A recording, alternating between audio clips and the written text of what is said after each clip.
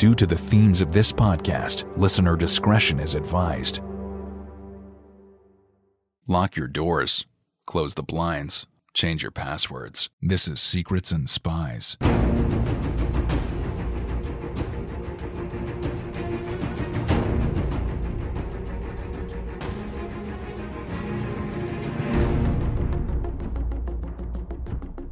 Secrets and Spies is a podcast that dives into the world of espionage, terrorism, geopolitics, and intrigue. This podcast is produced and hosted by Chris Carr. On today's episode, we're joined by Florian Flader, who is an investigative journalist for the German public broadcaster ARD, based in Berlin. Florian takes us inside the gripping true story of two Russian sleeper spies who lived undercover in Germany for years, posing as an ordinary family. Drawing parallels to the fictional world of the Americans, this real-life espionage tale reveals the extraordinary lengths which the Russian intelligence services will go to spy on foreign nations. Join us as Florian shares insights from his in-depth research for his podcast, The Anschlags, Russian Spies Among Us, which sheds light on one of the most remarkable espionage operations uncovered in recent history. Just before we begin, if you're enjoying this podcast, please consider supporting us directly by becoming a Patreon subscriber. All you need to do is just go to patreon.com/secrets and spies. And depending on which level you pick, you'll get a free coaster or coffee cup. And also you'll get access to our Patreon exclusive show, Extra Shot, which comes out twice a month after every espresso martini. I hope you enjoyed this episode. Thank you for listening. Take care. The opinions expressed by guests on Secrets and Spies do not necessarily represent those of the producers and sponsors of this podcast.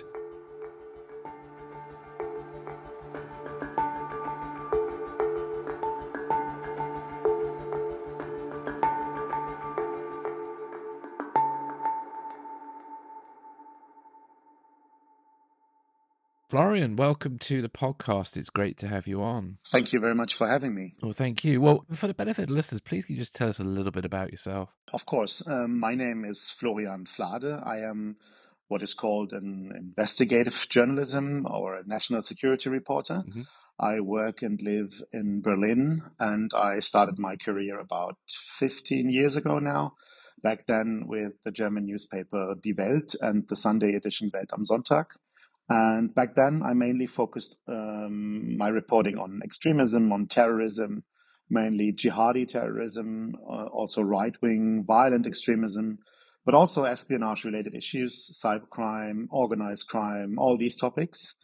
And in recent years, the focus of my work has been on intelligence-related stories, especially with regards to Russia. And in 2019, I joined WDR, which is part of the big German public broadcasting network ARD, similar to the BBC. And I'm working in the investigative unit there and, focusing on national security topics. Fantastic. Well, you must be a very busy man because all those topics there are very hot and, constantly going on. Yeah, there's a lot going on, of course, yeah. We're going to talk about you've got this new podcast, which, if I got the title pronunciation correctly, it's The Anschlags, Russian Spies Among Us. And before we kind of get into the story of the podcast, what drew you to this particular espionage story, and how did you kind of go about researching it? The story of the Anschlags, this is the name of this that this spy couple, this Russian spy couple has used. This first made headlines in Germany when they were arrested in 2011. And I also did some reporting on that case back then. And I was always fascinated by this case, I have to say. It was the first time I ever heard about this very special and in a way unique form of espionage, the illegals program by the Russian intelligence services. And if you look at this case, similar to these illegal cases that popped up in the United States the year before, this is just fascinating stuff. I mean, trained spies being sent abroad with these fake, forged, some cases very well fabricated identities to spy for Russia. They are pretending to be just the ordinary, friendly family next door, living a normal suburban life. Some of them, like the Anschlags, they have children which have no clue that their parents are spies. That is just great stuff to work with, and not only for Hollywood producers and playwrights, I mean, of course, some of your listeners will know the series The Americans, but it's Anthony also Lerman. very interesting stuff for Yeah. journalists. Yeah. Yeah, indeed. Well, no, it's fascinating, isn't it? Just that it's truly, in many ways, what we think spies are: people who go undercover. And funnily enough, when it comes to professional intelligence officers, going undercover in that way is quite rare. Most intelligence officers recruit other people to get the secrets. They don't kind of go and infiltrate a society and find them themselves. And I believe it really is mainly the Russians who do that. I'm certainly not aware of any Western intelligence services doing that. I'm not sure. I can't speak for Middle Eastern intelligence services whether they have a similar program, but certainly it does seem to be quite a Russian thing. Yeah, it is. And also from a historical point of view, it is a very Soviet Russian thing. And but we also heard that there are some countries around the world that have programs that are quite similar to the Russian illegals program. We heard that there is probably something that Israel is a country that is doing this in a way, and maybe even China. But yeah, the stuff that we gathered, I mean, this is probably the most professional illegals program out there. And as you said, most people think that this is what spies do. This is how spies work and what they're doing. And the reality is it's not that way. You know, it's not happening that someone is just, you know, living another life, just a double life for years or even decades. And I mean, you ask how we researched this case, and I would say we did what we do in most of our investigations. We started to gather all the available information we could find on these spies and on also the illegals program. And me and my colleagues, we started to go out and then talk to as many people as possible. We talked to those that have been part of the investigation. We traveled to all the places where the spy couple had lived in Germany. We talked to the neighbors, to the former neighbors. We traveled to Austria to find out where this story began, and to the Netherlands to talk to someone who was recruited as a source, someone who provided the Anschlags with secret information. And we also talked to former spies because we wanted to know, how are illegals recruited? How are they trained? What does it mean to be a deep cover spy? And we also talked to the judge who sent the Anschlags to prison in the end. And how did that go? The judge was really open to talk about this. She's still very, very fascinated by this case. It was a very special case for her. It was her first espionage case, related case. And I mean, it was the only time that an illegals couple was on trial in Germany. Yeah. Since the end of the Cold War. Yeah. Well, this is it. It feels like the illegals program feels like a very Cold War thing, and if anything, it's probably getting harder to be able to do it now because it's harder to fake biometric data and your IDs. And I did notice, well, I think I was correct in noticing this, that they used the South American identity in some aspect of what they were doing. Is that right? Or have I misunderstood that? Yes. Yeah. So we know that the Anschlags were recruited in the 1980s, probably. And both were in their, I would say, early 20s back then. And there's almost nothing known about their recruitment. But there is some suspicion by the German investigators that the two were perhaps already a couple back in these days, meaning that they were recruited as a couple. That is possible, but still no proof of that. And what we know is in the 1980s, the KGB created these identities that were then used by the two spies for their mission in West Germany.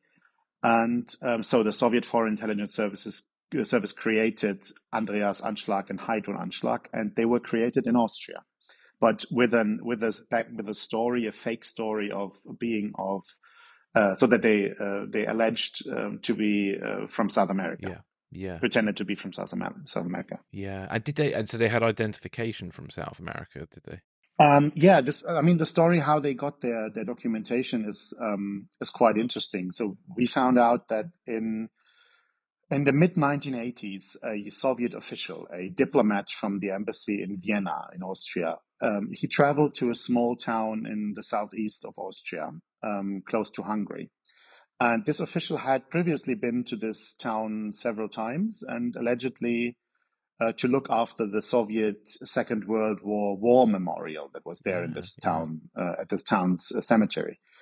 So this Soviet guy was known in that village, and apparently he earned the trust of a local Austrian official working in the community office. And at one day, this Soviet diplomat appeared in the town again, and he asked for a citizenship document for a friend. That's what he said. A woman named Heidrun. And he said this lady was of Austrian heritage, claiming her mother was an Austrian national who had migrated to South America, to Peru, and married an American. So the Soviet official presented a Peruvian birth certificate stating that this woman named Heidrun was indeed born in Lima, Peru, on December 4th, 1965. And he also handed over an alleged written proof of citizenship, Austrian citizenship of the woman's mother. And yeah, all these papers were then sent to Vienna to some authorities there, and they had nothing to complain, apparently. So the Austrian official in this little town handed out the requested papers. That's how the identity of Heidrun Anschlag was created. Interesting. Yeah, because the only reason I bring up the South American connection, I know there's been some more recent spy scandals where, again, identification comes from a South American country. So I find that really fascinating. Yeah, we call these cases in our podcast, we call them the fake Brazilians, because many of them pretend to be Brazilian. There was a guy arrested in Tromsø in Norway at the university. He was working as a scientist, that's what he said, as someone looking into the geopolitical importance of the Arctic region. And then there was the other person who came to the Netherlands just after the Russians attacked Ukraine in early 2022. And he had an internship with the International Court of Justice in Den Haag. And that person also claimed to be Brazilian. So we call them the fake Brazilians. And apparently the Russians and also Soviets back then, they liked to use the South American identities. Yeah. Interesting. Yeah, I wonder if there's some sort of, if it's easier for them to fabricate those kind of identifications or something. Yeah, I mean, we were told that there are some countries around the world where it is easier to use the identities of people that have lived but died as children, as teenagers, because in apparently some countries in South America, also in Africa, there is registry for those who were born, but they are not connected with the database of the people that that died. So the government or the state authorities, they know that someone was born, but they don't know that this person also died. So it was not interconnected, at least like a few years ago. So it was easier to use the identity of a person that died as a child. Yeah, and that's classic sort of stuff. I mean, goes into obviously it was popularized in Day of the Jackal, the movie and book by Frederick Forsyth. Yeah. Well, fantastic. Well, thank you for that. So do we know much about like who the Anschlags were and how they got planted in West Germany by the Soviet KGB in 1988, and kind of, and then I suppose what methods they were using to obtain sort of documents and information? So we know that the identities were created in Austria. As I said, officials from the Soviet embassy went to this small town in Austria and got the papers for Heidrun Anschlag. And in the case of Andreas, it was done in a similar way. The Soviets used an old friend, a former agent called Adolf Slavik. This is a very interesting figure. We talked to Thomas Riegler, a historian and expert on Austrian intelligence services, and he said Slavik is probably the most interesting Austrian spy. Slavik used to be a fascist. He joined the SS after the Second World War, and then he started working for the Soviets. And he was involved in arms smuggling in North Africa. He recruited Turkish soldiers as informants. A really wild biography. And this person, Adolf Slavik, he was basically a spy in retirement in the 1980s when he was contacted by the Soviet intelligence service for, I would say, one last job. And that last job was to go to another small town in Austria, befriend with a local community official. And then he would tell them, I know a guy from Argentina who is willing to invest in the town's tourism industry. This person wants to buy a hotel, but what he needs is Austrian papers. He needs Austrian citizenship to do this. That's what this Slavic guy claimed. So he basically bribed an official. He gave him some money in return. He got these official citizenship documents. So then they also had created the Andreas-Anschlag identity. What the couple was telling friends and neighbors later on, they said that they met during a vacation in Austria. They said, "Oh, we were both of Austrian heritage, but we grew up in South America, one in Peru, the other in Argentina." And then just by coincidence, we met in Austria. And then they married. And then shortly afterwards, they were sent to Germany. And they settled in Aachen, a smaller city close to Cologne, in the very, very west of Germany, close to the Belgian border. And this is where Andreas Anschlag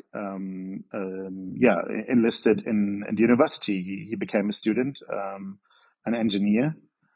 And they lived the life of a young student couple. And so they were then, settled in West Germany. Yeah. And so what kind of careers did they have? Because obviously they're trying to get to secrets about sort of NATO and the European Union. And what methods were they kind of using to obtain those documents and information? It seems like that in the first years they were in Germany back then. And remember, it was the time of reunification. I mean, the Cold War ended in that time, which is super interesting. I mean, they were recruited and sent out by the KGB, but then the Soviet Union did not longer exist. But these two, they keep on spying. They just stay where they are, and the new Russian Foreign Intelligence Service just uses them. And so they are in Germany, West Germany. They live a normal student life. They have a regular job. They create an identity as just normal neighbor family. They even got a daughter. They have a child back then. She was born in the early 1990s, which I have to say probably also helps because it's a deeper cover to be a family. And then they started to befriend with people. They started to go around and join political organizations. They were interested in foreign policy, and they were very much interested in politics. And so they attended several events that were taking place, and I was surprised to see that they even got to know like pretty interesting people, like the former head of the German military intelligence, for example. They met him at an event. When it comes to the information, the material that they provided to the Russian intelligence service, it was mostly one person. We would call it the biggest success of this couple, and it's a Dutch diplomat. This Dutch diplomat, Raymond Poincaré. I mean, what was their relationship with him? So the investigation after the arrest of the Anschlags led to this man named Raymond Poincaré, and he was someone with access to confidential, secret, and even top secret documents from NATO and EU back then. And what the Dutch and the German investigators found out was the Anschlags, they were handed over numerous papers by Mr. Poincaré, some dealing with EU positions, some dealing with internal discussions about political developments in Georgia or Ukraine, for example. There were also documents on new defense strategies within NATO. Some papers contained information classified secret, some even top secret. And they were basically the handlers of. I mean, he was their source. He was their source. Andreas Anschlag met him probably for the first time in the Netherlands, and then they met regularly every few weeks, and they would pay him. So this guy was given money by this illegal couple, and he would then provide them with information. And for example, there was also a paper about the new NATO member state, Albania. And it contained information on what Albanian military had to implement and change to meet and to fulfill the NATO standards when it comes to air defense, for instance. Yeah. Yes. Do we know if he knew that they were working for the Russians? At least, I mean, this guy was sent to prison. I mean, Mr. Putere, he got a prison term. So the judge in the end said that he knew that he was working for Russian intelligence, and there is some speculation about why he did it, about his motivation, and to be honest, we don't really know. We talked to him. He basically said that he was set up. This was all, some of these documents were faked. Some of the documents were not genuine. He said that this was not the material that he provided. He said he was a diplomat. It was his job to get to know different people, and yeah. But in the end, I mean, he was sent to prison, and the judge said that he was willingly giving away secrets from NATO and EU to the Russian intelligence service. Yeah, no, indeed, and it's highly likely if he is guilty as he was found that he would deny it because, not many people who've been convicted of a crime tend to admit it that I did it. Some do, but it's sort of rare. And it's a shame. Yeah, we don't know much more about his motivation. Yeah, I mean, to be honest, we don't know. We don't even know the exact date when Mr. Putere was recruited. But there is some information about possible financial problems, about some debt, some loans from banks. But in the end, we don't know. I mean, he was stationed as a diplomat in Asia before he came back to the Netherlands. And we know that the Dutch security services later had the suspicion he might have been recruited by the Russians already back then when he was in Asia. But again, no proof of that. Yeah. No, interesting. Are there any other people the Ashlangs may have recruited that we know of at all? I have to say the investigators don't know anyone that was recruited in addition, but there's not much information about the 1990s, to be honest, what they were doing in the 1990s. I mean, they were arrested in 2011 and they came to Germany in 1990. So, I mean, we're talking about more than 20 years. And there is not much information about what was going on in the 1990s. It is highly likely that there were some other sources that they had, that they had recruited, but there's nothing known about this. Yeah, no, fair enough. Can you talk to us a little bit about some of the methods they used to communicate and transfer this sort of classified information they obtained back to Russia? Yeah, there were several ways that the Anschlags communicated with the headquarters of the SVR, the Russian Foreign Intelligence Service, the follow-up organization after the KGB was split up. And they used, for example, dead drops, meaning places somewhere in parks or forests. They used to hide documents or USB sticks or other forms of devices. Pretty old school, but this is what they did. And they went for a walk, for example, somewhere near Bonn, the former West German capital. They had lived in a small town close by in the 1990s. They went for a walk and put the material in these dead drops. And then a Russian intelligence officer with a diplomatic cover working in the Russian consulate in Bonn, he would go out and pick up the material.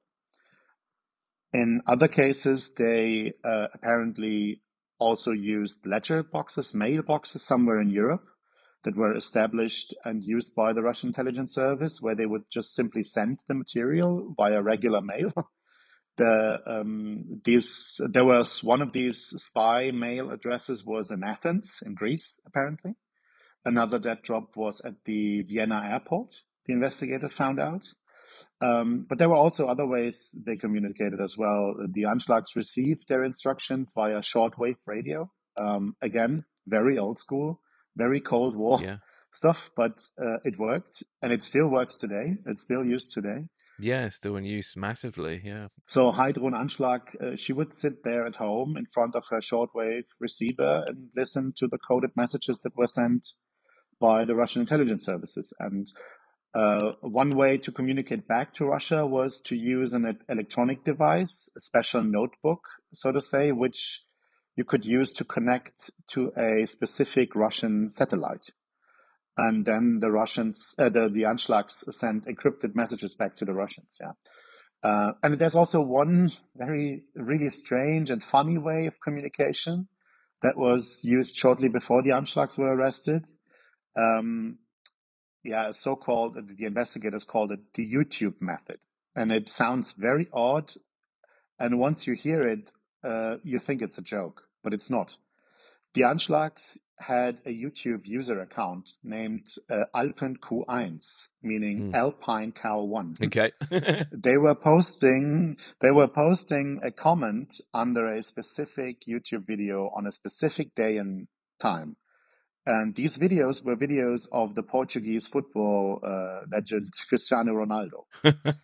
And it was in the early years of YouTube, but these videos had millions of views and thousands of postings in the comment section. The Russian intelligence service was then posting a new comment right under the Anschlags message. And these comments were very simple, irrelevant messages, at least to the common eye. But they were, in fact, encrypted messages by the intelligence services and the spies out there in the field. And by the way, the Russian intelligence service had the username Cristiano Footballer. That's so funny. That's so funny. I wonder if that, if one scrutinised the football affiliation to their cover, whether that would have held up or not. But yeah, there's always little details.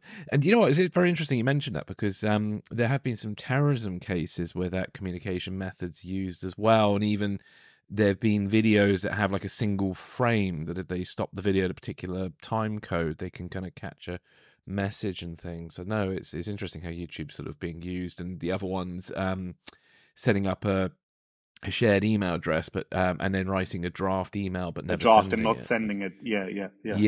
Because I think General Petraeus, his affair with his biographer was discovered that way, I believe. But oh really?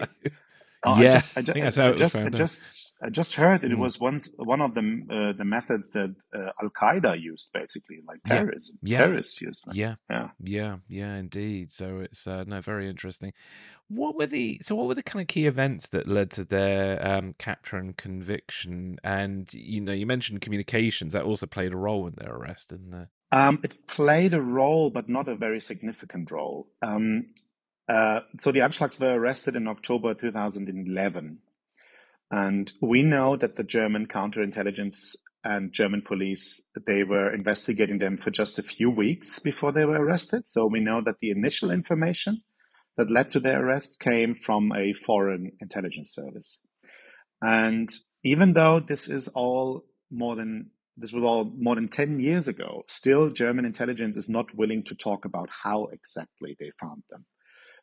But we talked to several people with inside knowledge of the case, and it is quite clear there was a traitor, a Russian intelligence officer, that had provided the CIA with information for almost a decade. And his name is Alexander Puteyev. And he was recruited by the Americans when he was stationed as a spy with diplomatic cover in the United States in the late 1990s and early 2000s. And he then went back to Moscow and he rose the ranks of the spy service, so to say. So Puteyev became the deputy head of the Directorate S, so the second highest ranking official in that part of the Foreign Intelligence Service that was responsible for the illegal spies. So, yeah. And Puteyev gave away information to the Americans about around a dozen illegal spies operating in the US. That's what we know. One of them was the infamous Anna Chapman. Many of your listeners will remember her. And Puteyev fled Russia in mid 2010. And the CIA exfiltrated him right before this illegals network was busted and arrested in the US. And we know that Puteyev knew the Russian spies operating in North America. We don't know if he had any detailed information about the Anschlags, but we were told that he was able to provide information about the ways that the Russians had created the fake identities, just the way they're doing it, and the countries they would use. So the Austrian investigators started to look into these citizenship documents that were handed out in the 1980s, and then they began looking for Andreas and Heidrun Anschlag. And what they found was there was no Andreas Anschlag registered in Austria. So they shared the information with other European countries, including Germany. And yeah, surprise, surprise, in Germany there was an Andreas Anschlag living in Marburg, north of Frankfurt. So this was the trail that they followed to find the Anschlags. Fantastic. Do you know how long the intelligence services were sort of monitoring the Anschlags when they found out about them? Actually, it was only a few weeks. It was not more than like 7 or 8 weeks. And yeah, they were wiretapping their phones. They were watching them. They even had some cameras installed around their house where they lived, and they were like looking at them. And we were told by people who listened to the wiretap conversations, and they said it was very, very strange. I mean, Andreas Anschlag, he lived in the south of Germany, and he only was at home on the weekends because his job was down in a South German town. So he was only there on the weekend, and we were told by one of the people who listened to these wiretap conversations, and he said, that is not the way a normal couple would talk to each other. So someone having a weekend relationship, they would not talk in that way. So it was more like coded messages and very, very strange talk. Yeah. Have you ever seen the film Spy Game with Robert Redford? Yeah, of course. Yeah. Yeah. Do you remember that sequence where he's talking to his fake wife? And he's sort of saying Operation Dinner Out's a go. I love that bit. And they're all to believe that he's talking to his wife. So the conversations were probably a bit like that, weren't they? Yeah, probably like that. Yeah. Operation Barbecue's a go. Well, let's take a quick break and then we'll be right back.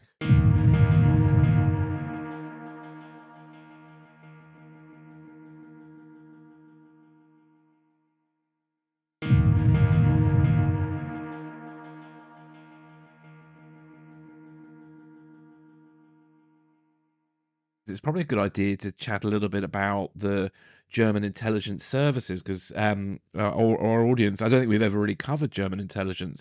I don't know if you could give us a kind of little rough guide to the German intelligence services and then which one in particular was sort of focusing on the Anschlags. Oh, yeah. Okay. So we have 3 big and main federal intelligence services.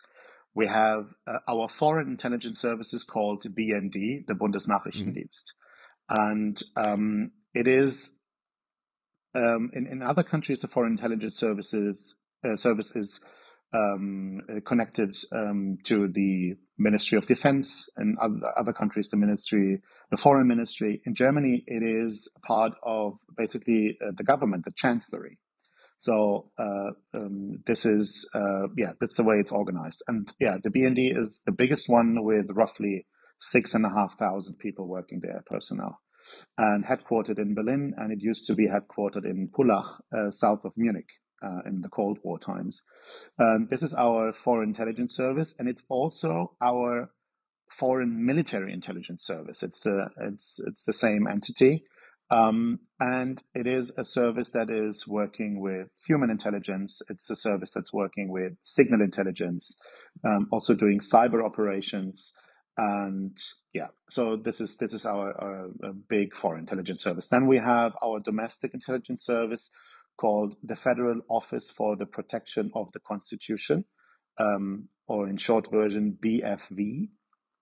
And the BFV is it's a domestic intelligence service that is similar to the FBI and MI5, but other than the FBI, it's not a service, an authority with police, law enforcement authorities. So they cannot arrest people.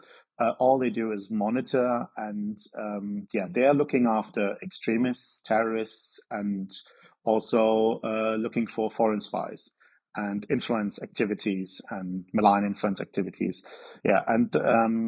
Our domestic intelligence service is headquartered in Cologne, in the west of Germany, but also they have some offices in Berlin.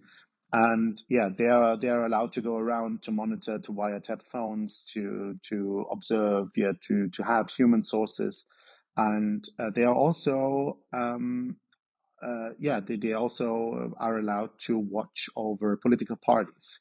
So if we have a political party that is turning to the more extreme side, then this party is in the eyes of our domestic intelligence service, which is also very special. It's not the case in many countries, as I understand. And with the information coming from the domestic intelligence service, the government is also able to ban certain organizations. For example, just today, there was an Islamist organization banned with links to Iran, to Tehran. That was banned because of the information that was gathered by the domestic intelligence service.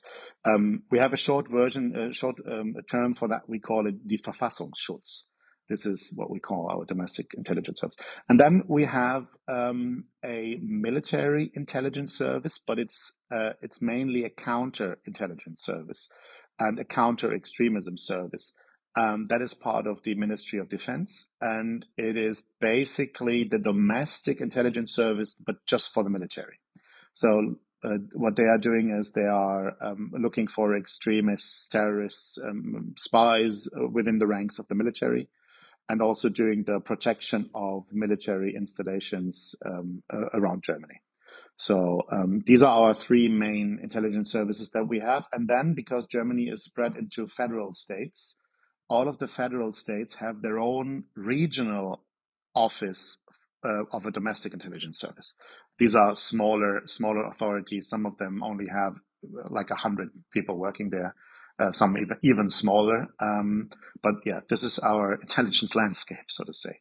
Yeah, well, no, that's fantastic. Thank you very much. That's fascinating. And with regards to the investigating certain political parties and organizations, in many respects in the world that we live in today, that seems quite sensible. You know, we've got all sorts of extremist sort of groups who are trying to use the political systems, both, Britain, America, Germany, and Europe as a whole. So it's kind of good that Germany have that. Maybe we can learn some lessons from that. But and some say this is lessons learned from our history and the fact that democracy was used by anti-democratic forces to establish dictatorship. So yeah. Yeah. Well, thank you for that. So, back to the Anschlags. What were the sort of legal and diplomatic repercussions following the arrest, and then obviously later on their deportation? And how did their case influence sort of international relations and espionage practices between Germany and Russia? Yeah. So the arrest made some headlines, some news, of course. And it was the first time Russian spies had been arrested in Germany since the end of the Cold War. At first, it was not clear if there would be a trial or not, because the German government, we were told by several people involved, they offered Putin to exchange the Anschlags. So they offered a spy swap, similar to what happened in the case of the illegals that were arrested in the United States the year before. But Putin refused.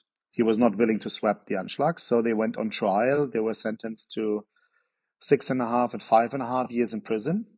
And in 2015 and 2016, they were released and then deported back to Germany.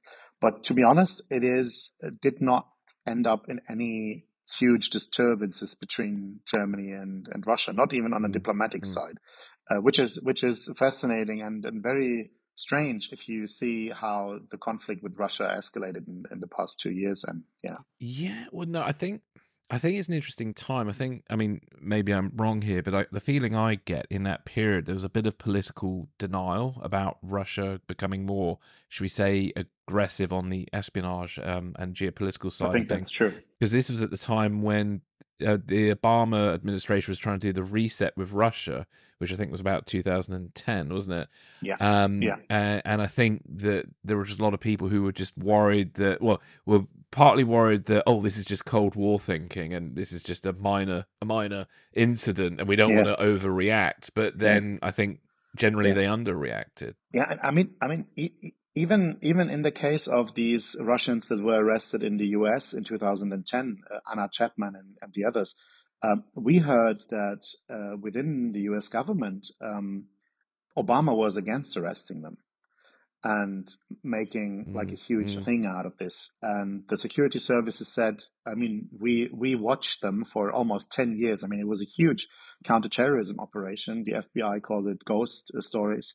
And they said in the end, we have to intervene now. We have to do something against them. But we heard that the Obama administration, they were not really keen on arresting them. As you said, they wanted to have this reset with Russia. And a similar thing in Germany. Yeah, I mean, it was back in these days. It was a different time. Yeah, indeed.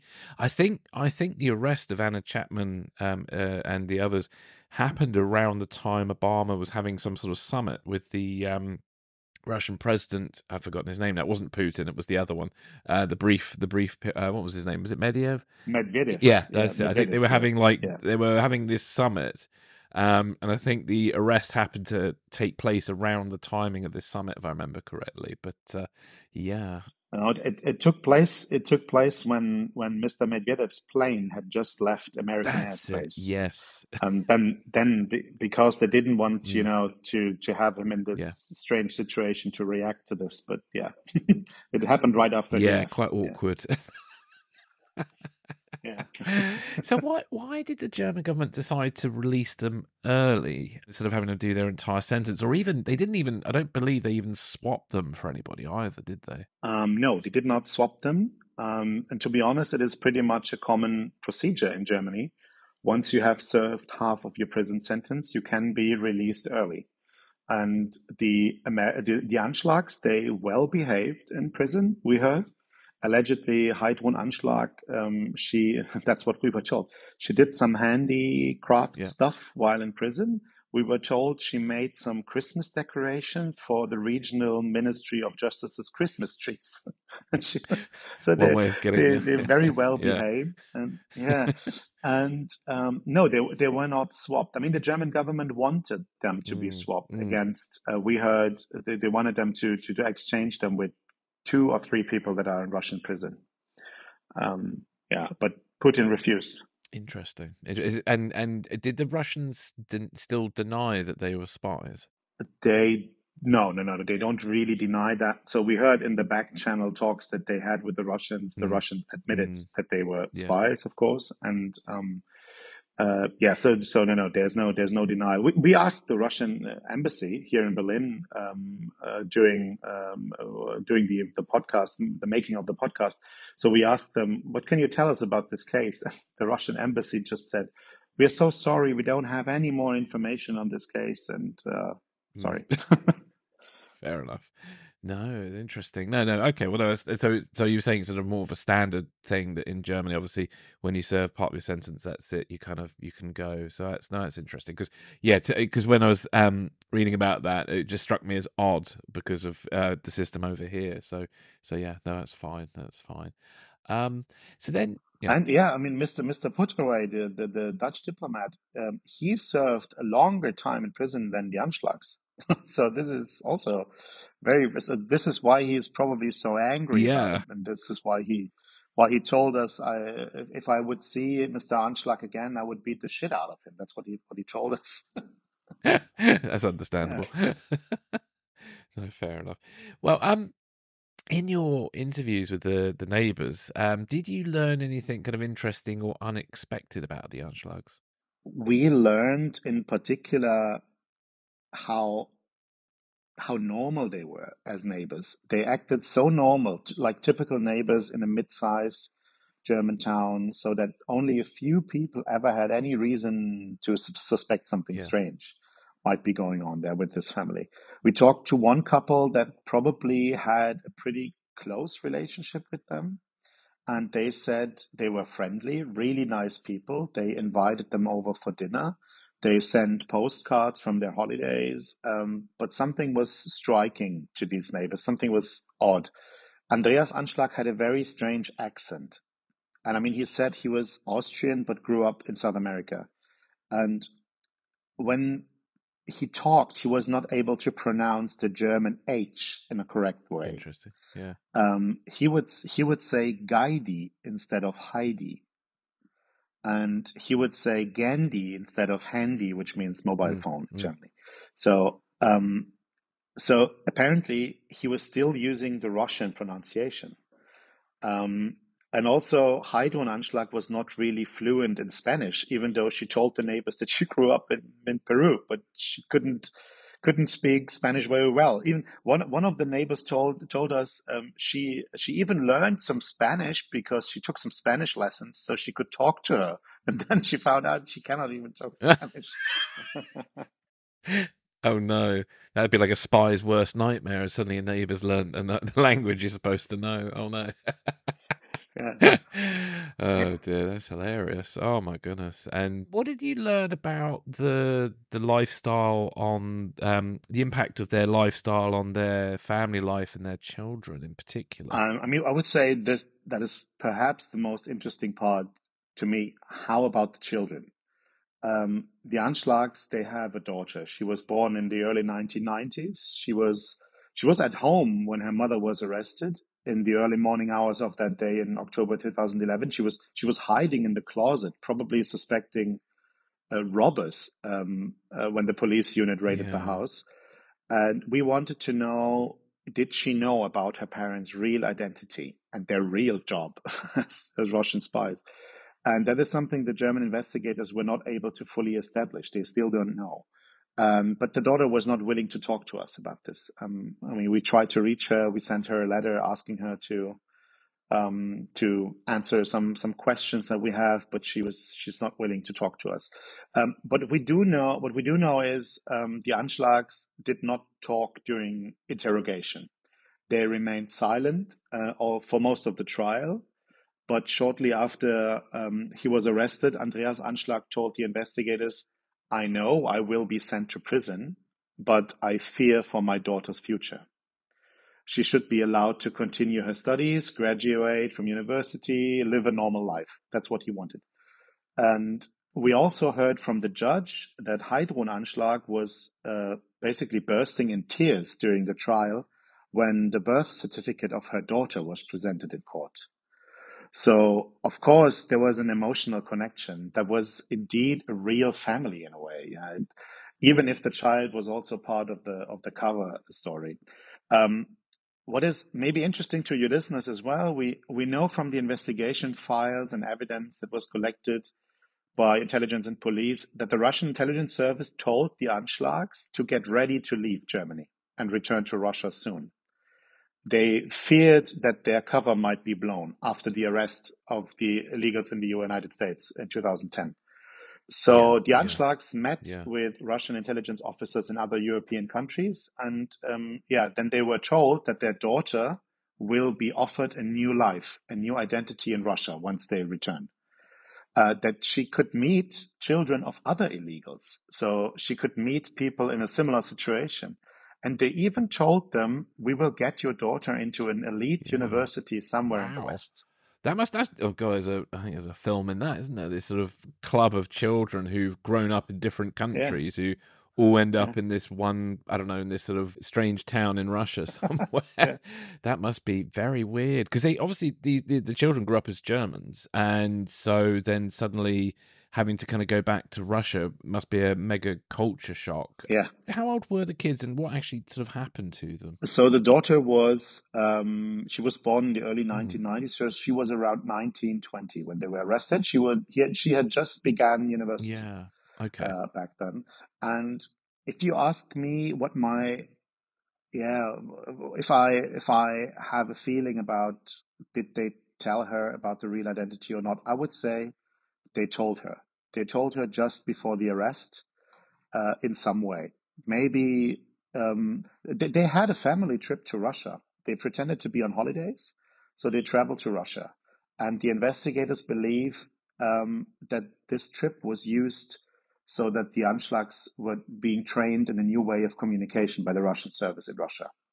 And maybe it was this fake holiday trip where they told her daughter, "We are Russians, you are Russian, this is our country, and this is our job." But I have no proof of that, but this is just my feeling that it might have happened there. Yeah. And what's happened to the daughter now? Yeah, she still lives in Germany. She lives here, and she even still uses the name Anschlag, even though it's fake. But it's probably her real name. I mean, it's the only name she has. So that must be a weird sensation to sort of discover that your parents are not quite who you thought they were. Whether she discovered that in Russia or whether it was just through the trial, it must be a very strange sensation, really, because your whole identity is now in question. Yeah, true. And and I don't know whether that affects her employment prospects, etc. It must be a bit of a difficult one. She certainly won't probably get a security clearance. But I mean, there was we also the go. question of citizenship. I mean, is she? I mean, the parents said they were Austrian, so is the daughter also Austrian? Is she German? I mean, there's also all these legal questions that were around there. And I mean, Yeah. in the podcast, we have this. We tell this story that we heard from the investigators that when the parents were in prison, just right after they were arrested, Andreas Anschlag sent a letter to the daughter. She was still out there. She was not arrested. I mean, of course not. She was still in the parents' house. And he sent a letter. And this letter was opened by the investigators and read before it left prison. And in a secret way, of course. And in that letter, it was just a regular letter from a father to his daughter. But there was one sentence which was really, really strange. There was a sentence, "Take care of the teddy bears." Oh, okay. So the police investigators rushed to the Anschlag's house again to see if they could find anything in these teddy bears and in these toys. And one of the policemen put out a knife and slid open all these teddy bears and to see if there was something hiding in there and if the daughter was getting rid of this espionage stuff. But in the end, they did not find anything. There was nothing in there. Was it a test to see if his letters are being read, do you think? I guess so, yeah. Yeah, I guess so. Yeah, they should have used an X-ray.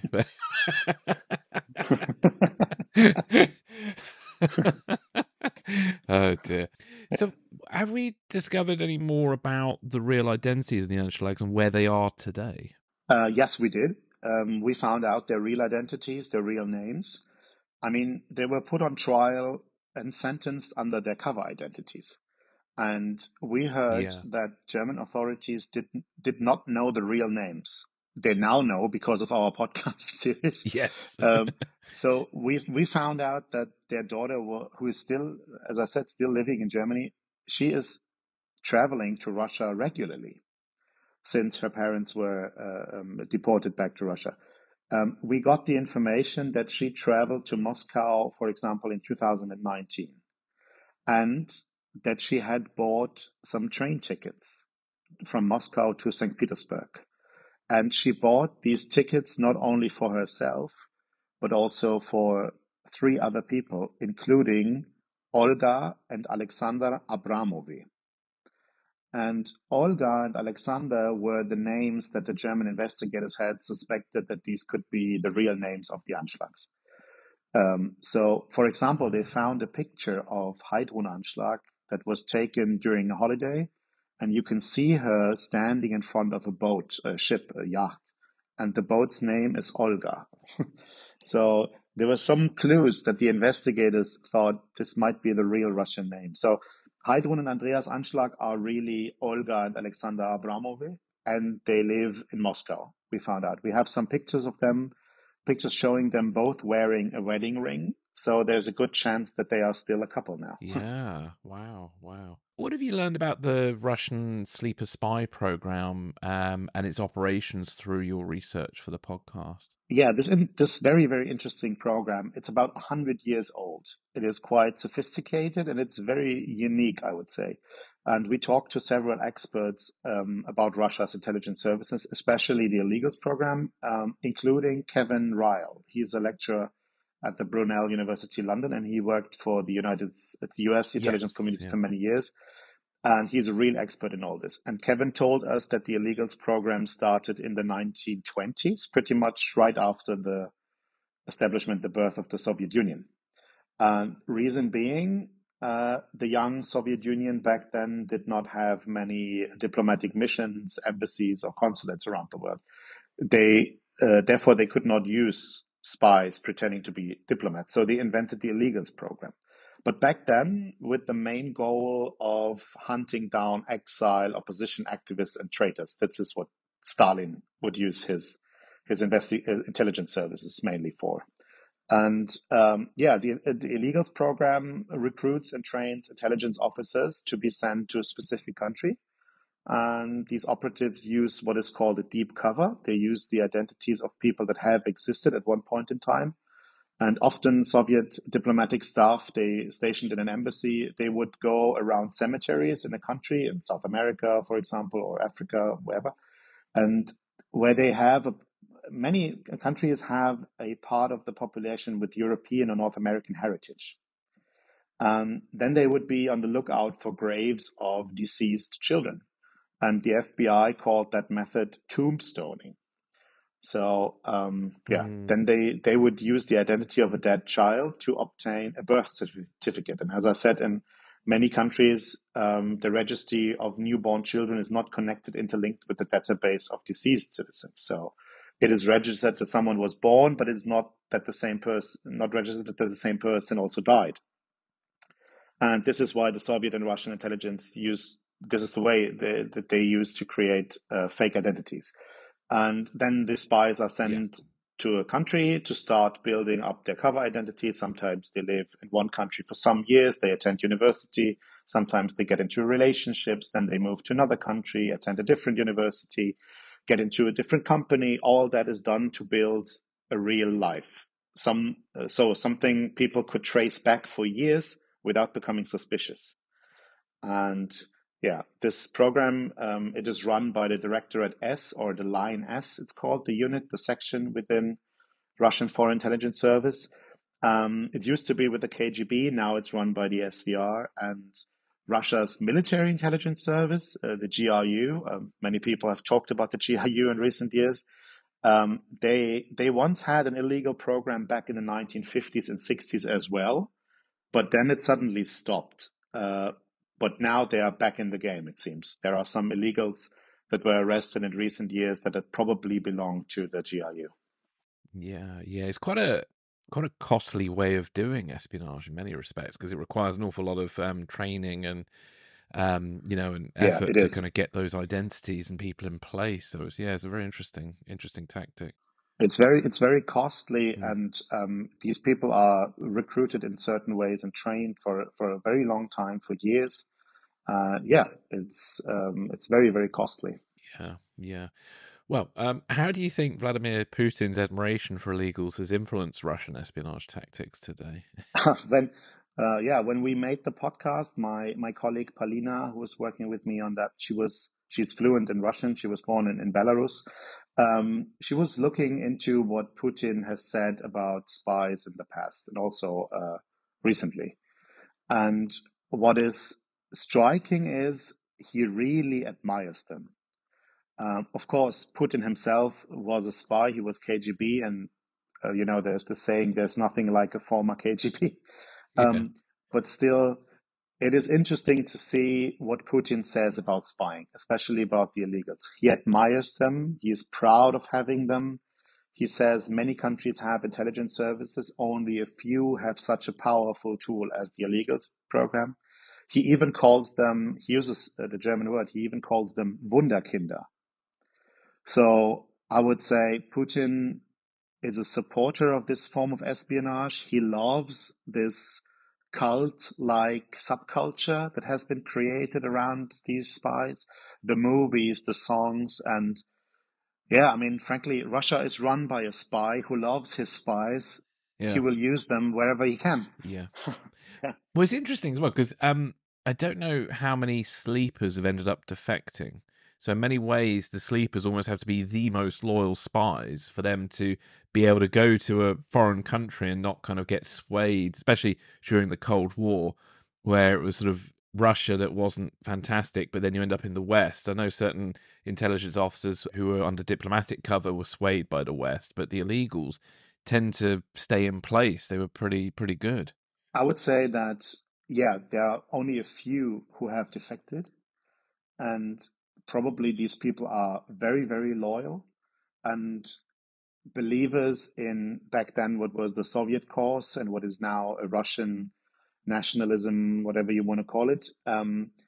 So, for example, the Anschlags, I mean, they were recruited in the 1980s. They were sent out in the 1980s, late 1980s, early 1990s, still believing that they would be, fighting in this Cold War time for a better world in their view, like a communist world.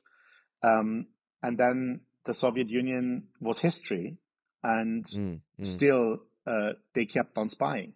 I mean, they still were very loyal to their country and to the next governments that came along. And yeah, there are only a few defectors. I'm very surprised when I heard that. Kevin Ryle also talked about this and said there are not that many who defected. Yeah, and I think Putin has a big thing about loyalty. So yeah, of course. So why is Germany still a target for Russian espionage today? Oh, yeah. Germany is an important country within Europe and the Western world, I would say. It has a strong economy, still a lot of influence within the European Union. Germany used to be on the front line of the Cold War, with Berlin being the city of spies for several decades. For Russia, Germany was very, very important when it comes to energy trade. Nord Stream pipelines were built because the German government wanted cheap Russian gas to be available for the German economy. And we also have some unique conditions in Germany. The country was divided for decades. Yeah. There was a communist East. There are still many people in this country with a very positive attitude towards Russia, very nostalgic, very skeptical of NATO, strong what we call anti-Americanism. Quite a lot of these people, that is my impression at least, still feel that they were not liberated in 1989, 1990, but they feel like they were defeated back then and still have this attitude. Yeah. And there is a large community of people of Russian or Soviet origin, around 4 million in a country of 82, 83 million in total. It's a large community. And the Kremlin has set sights on both of these groups. Moscow sees a good opportunity to target these people with propaganda, disinformation, information warfare, influence operation. So this is what I think explains Russia's interest in Germany today. Yeah, we've certainly on our Espresso Martini show noticed a lot of spy stories kind of coming from Germany in the last sort of about sort of 18 months. There's been a few sort of high-level figures in German intelligence who've sort of turned out to be Russian agents of some description. And I think the pattern I've noticed with some of the more recent cases is that the Russians seem to be targeting Germans who have a slight far-right affiliation. I don't know if you have any insight on any of that. This is true. I mean, there is a certain part of German society that has affiliation towards the political right. And these are people that are the party that we have, the Alternative for Germany, AfD, is a pro-Russian party. It is. There are lots of people that are really fans of Mr. Putin, and what he is doing. Some people that believe that Ukraine is just a Russian issue, something that we as Europeans shouldn't really care that much about, and also many people that are actively voting or at least speak against sanctions.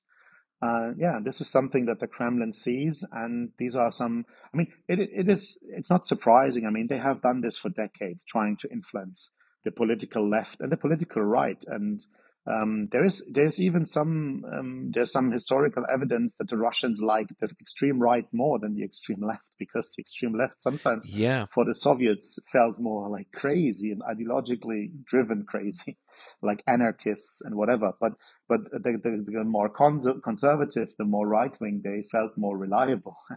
You could work with them. Yeah. Oleg Gordievsky talked a bit about that. Yeah. So this is all not really surprising. But there are also other developments. I mean, they are also on the lookout to influence people from the, let's say, more centrist like the parties, like the bigger ones. They used to be the big parties: SPD, CDU, Conservatives, Social Democrats, and they are also on the lookout for them and for young politicians, leaders to be influenced. And yeah, as you said, we had several cases recently. We have an officer of the BND, of our Foreign Intelligence Service, on trial right now for Yeah. espionage for Russia. We had two people arrested that were allegedly willing to carry out sabotage attacks, like real terrorist attacks for Russia. One of them was someone who fought in eastern Ukraine in the Donbas region. Both of them of Russian origin, but German nationals. We had a suspected Chinese spy that was arrested. He was staff of a member of the European Parliament of this AfD party. So yeah, there's a lot of spy activity going on right now. Yeah. Yes, yeah, we certainly got our fair amount going on here too, so in the UK and in the US. So it's definitely no shortage of that currently. So for good and bad. So rounding up with the Anschlags, what was the impact of the Anschlag case on the German public and their perception of Russian espionage directed against Germany? I mean, looking back at the time they were arrested, I would say there was no impact at all. It was regarded as some form of curiosity. It was more like, oh, Russia is still spying on us? Interesting. But no more than that. Yes, yeah. And in German politics and even within the security authorities, Russia was not treated as a threat that should be reckoned with. Yes, there was official warning about Russia still spying on Germany, on EU, on NATO. There were reports about increasing cyber threats coming from Russia, but it was not perceived like a real ongoing, even increasing and increasingly aggressive activity. And that Mm, has changed mm. in the past 2 years, I guess. More and more spies and agents are arrested, and Russia is now seen as an urgent threat, I would say. Russian intelligence services are actively involved in operations to influence elections. They are recruiting operatives to carry out acts of sabotage and state terrorism. So yeah, the view on Russia and Russia's intelligence services has changed. Yeah, no, indeed. Boys, yeah, it's certainly changed here as well. Because I think, because when I started this podcast back in 2016, even back then, and we had that high level poisoning case with Alexander Litvinenko, there was still a lot of people who were like, oh, Russian Yeah, espionage, just think of the Cold War. And over time, I even interviewed somebody called Edward Lucas back in, was it 2017, 18? And even back then, he was considered a bit hawkish, and some people thought he was a bit of a crank. But now he's become prophetic and very well respected on this topic. And I think people have finally realised that, unfortunately, Russia is very aggressive towards the West, and some commentators have even said that Russia is actually at war with the West, and the West yeah, hasn't yeah. realised that. But it's very interesting. At least it's a hybrid war. Maybe it's now even more than a hybrid war. And yeah, we have to admit there are certain things happening. There are Mm. attacks being carried out by people that were recruited by Russia. Some of them even Russian intelligence operatives. And yeah, Russia is just willing. The Kremlin is willing to escalate the situation when it comes to Yeah. yeah to hybrid warfare. And I have a very good source of mine in German counterintelligence. He once said to me, and I think there's some truth in that. He said there is this concept, and it's a KGB kind of thing. It's in the KGB handbook apparently. The concept of what's called reflexive control, and it's a form of psychology that they use. And he said they are very, very good at it. I mean, they convinced us that the Cold War is over. For them, it just paused for a while. And then he also said they are even so good at this psychology warfare thing that they convinced many Western governments and intelligence services that what they did on the border of Ukraine was just an exercise, that nothing would happen. And Yeah. yeah, so I would say for Russia, probably the Cold War never really ended. And with Vladimir Putin, he has done everything, in his mind, in his view, to gain the former strength back. When he was a spy in Dresden, he was stationed east of Germany. He was a KGB officer in Dresden.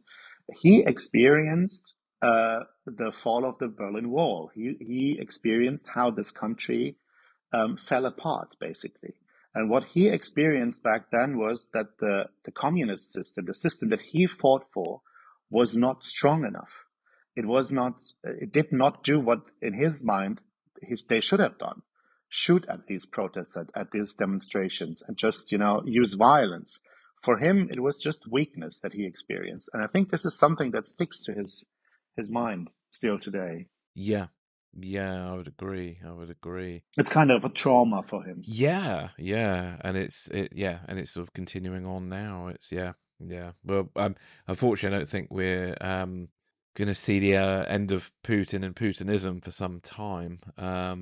I think it's definitely going to be around for a while.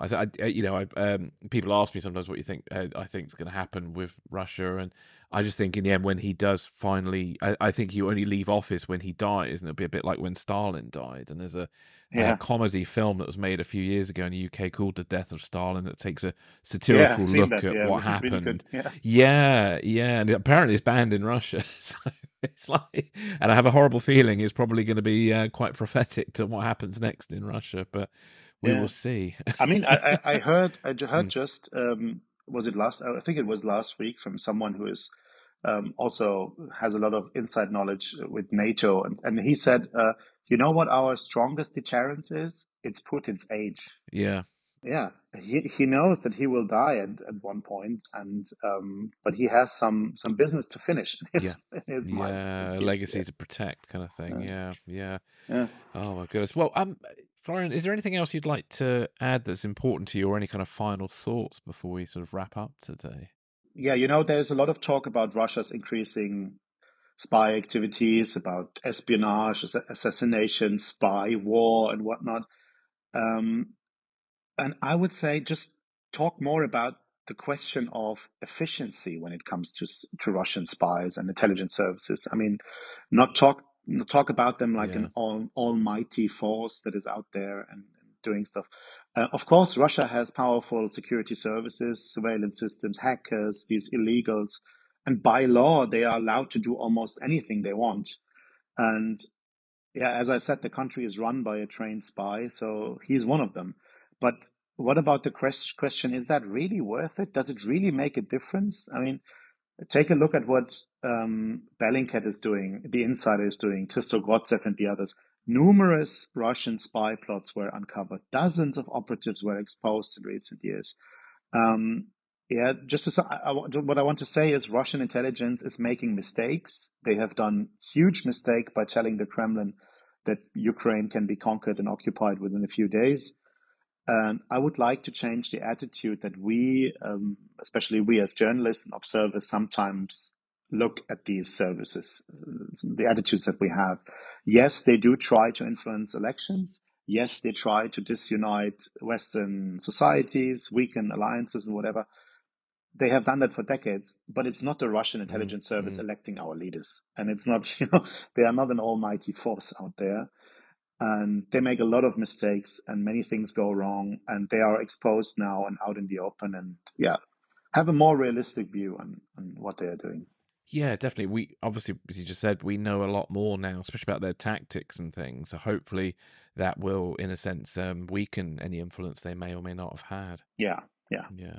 Excellent. Well, Florian, where can listeners find out more about you and, more importantly, about your podcast? You can find me on X, former Twitter. I guess that is the easiest way, as I post most of my publications there. You can find me there as Florian Flade, just one word, so just my full name. And there's also a link to my blog where I write more in detail about security-related topics, especially intelligence services. And our podcast, Die Anschlags, is available on Spotify and Apple. It is in German, of course, but maybe there are some fellow Germans among your listeners. I'm quite sure of that. So, have a look and enjoy the podcast. Yeah. Thanks for having me. Yeah, no, thank you. And it's the Anschlags, Russian Spies Among Us. And that's right, I forgot to mention that, actually. So the Anschlags name actually translates as attack. That's a bit odd, isn't it? It is kind of odd. I mean, the origin is Czech Slovak. They used to be a family with the surname Anschlag. Yeah. And this is what the Russians used. And we even were in touch with the real family, with the real Anschlag family, but they were not willing to talk to us, sadly. But yeah, we talked to them, but they were not willing to appear in our podcast. But yeah, it's odd. I mean, in German, it's also, if you translate it, it's the attack. So one of the neighbors even told us that Andreas Anschlag, because he traveled to the US from time to time, he had a problem when he entered the United States on the border security just because of his name. Oh, wow. After September 11th. Yeah. Oh, no. Awkward surname there. Brilliant. Well, Florian, thank you very much for your time today. It's been great to have you on. Thanks for having me.